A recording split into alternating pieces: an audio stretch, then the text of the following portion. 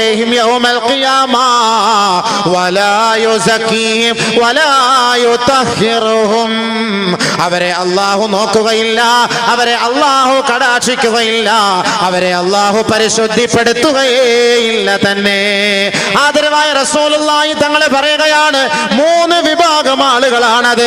അതിൽ ഒന്നാമതായി അല്ലാഹുവിന്റെ റസൂൽ പറയുകയാ, അൽ മുസ്ബിലൂ, കണങ്കാലിന് താഴെ വസ്ത്രം അഴിച്ചു കെട്ടുന്നവരെ, കണങ്കാലിന് താഴെ പാൻറിട്ട് നടക്കുന്ന യുവാക്കളെ ചെറുപ്പക്കാരാ, നാളെ അല്ലാഹു നിന്നെ കാണുകയില്ല മോനെ, അല്ലാഹു നിന്നെ സഹായിക്കില്ല മോനെ, അവന്റെ കരുണയുടെ നോട്ടം നീ പ്രതീക്ഷിക്കുകയേ വേണ്ട. കണങ്കാലിന് താഴെ വസ്ത്രം വലിച്ചിടിച്ച് നടക്കുന്നവനെ അല്ലാഹ് എത്ര നിസ്കരിച്ചിട്ടും കാര്യമില്ല, അവന്റെ നിസ്കാരം സ്വീകരിയില്ലല്ലോ. എങ്ങനെ സ്വീകരിക്കപ്പെടും?